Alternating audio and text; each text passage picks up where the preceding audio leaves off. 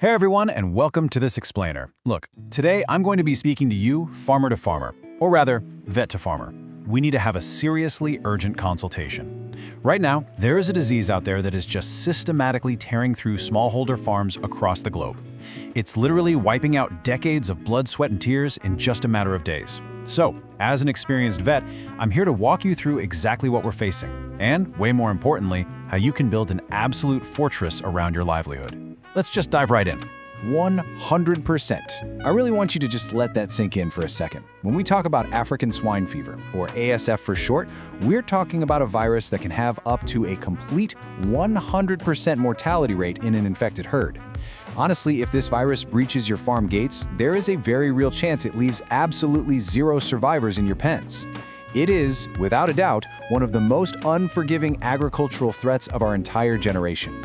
But you know, to really grasp what that statistic means, we've got to look at the human tragedy behind those numbers. Because this isn't just an animal health crisis, right? It's a family crisis. Take the story of Bao Mi. She's a small-scale pig farmer over in Laos.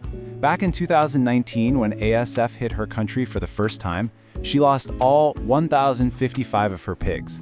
Every single one. Her entire source of income was just wiped out overnight. It stripped away her family's financial security, their upward mobility, even their access to things like healthcare and education. This virus destroys generations of work in the blink of an eye. So to stop something this devastating, we absolutely have to know what we're up against. We are dealing with an invisible enemy here. It doesn't march up to your farm sounding a loud alarm. No, it sneaks in quietly, like an invisible hitchhiker. Okay, first things first, let's clearly define the threat. African swine fever is a highly contagious, hemorrhagic viral disease. It affects domestic pigs and wild boars. But here is a completely crucial distinction I need every single farmer listening to hear clearly. ASF is not a danger to human health. You are not going to get sick from this virus, and you literally cannot catch it from your pigs. I'm telling you this so you aren't afraid for your own personal safety when you're out there tending to your animals. Your focus just needs to be entirely on protecting your pigs. So, what does this invisible enemy actually look like once it strikes? Well, these are the brutal warning signs of acute ASF that you've got to be on the lookout for every single morning when you're walking your pens. Keep an eye out for pigs with a sudden high fever. They'll look severely depressed, totally lose their appetite. Watch really carefully for hemorrhages too. This is going to look like very distinct redness on their ears, their bellies, and their legs. You might even see vomiting and diarrhea.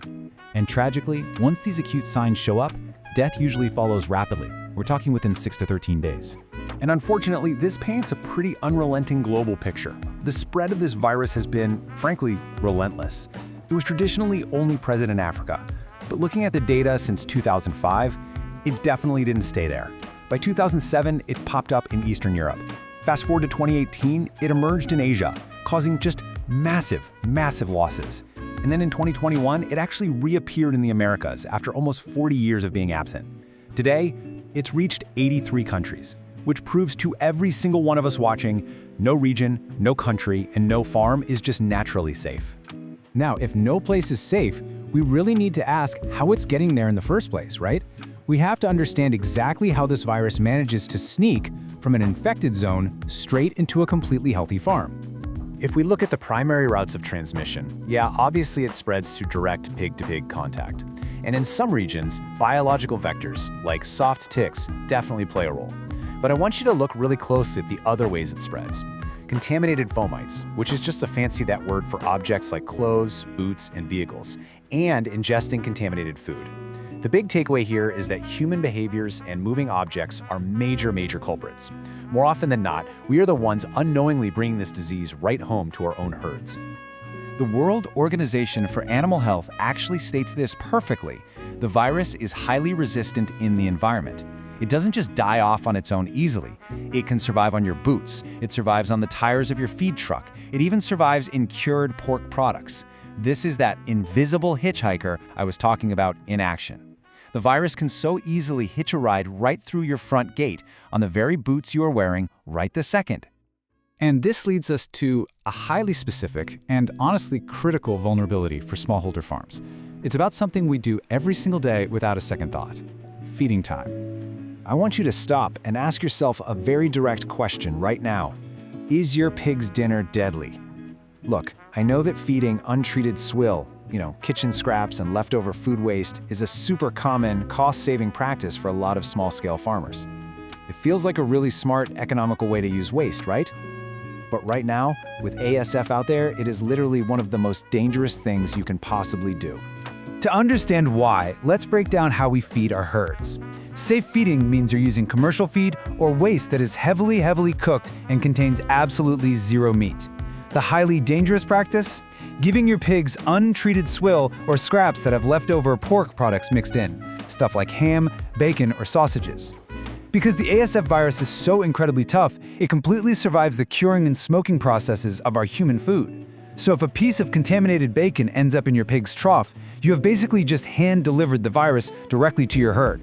Untreated scraps are, without exaggeration, a ticking time bomb.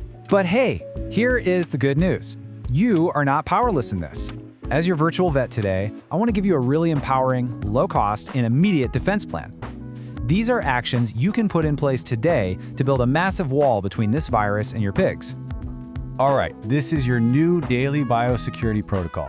We're talking zero-budget, high-impact steps here. Number 1, like we just talked about, never ever feed untreated swill or kitchen scraps containing meat to your pigs. Number 2, clean and disinfect your boots, your tools, and any vehicles right at the farm gate before they come anywhere near your animals. Scrub those invisible hitchhikers off.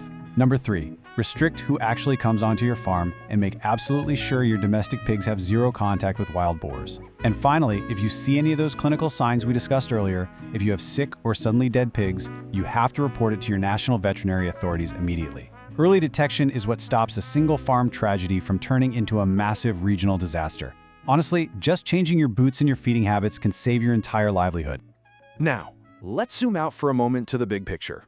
Because what you're doing right there in your own backyard, it actually has massive global implications. Your local, everyday biosecurity actions are literally the front line of our entire global defense strategy. Groups like the World Organization for Animal Health and the UN's Food and Agriculture Organization have this massive global initiative to control ASF. But that collaborative defense, it completely relies on a chain of actions. Yes, it needs sustained investment in vet services and following international standards, but the absolute foundation of that whole global plan, it's you. It relies on farmers keeping the virus out of their individual pens and farmers reporting outbreaks early so authorities can step in with zoning and movement controls.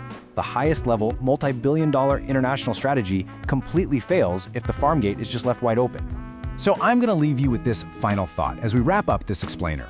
The ASF virus is highly contagious. It is incredibly resistant in the environment, and it is silently creeping across the globe as we speak. It is waiting right at your farm gate, maybe on the soles of a visitor's boots or hiding in a bucket of kitchen scraps. But the knowledge to stop it, that is now fully in your hands. So what will you do today to keep it out?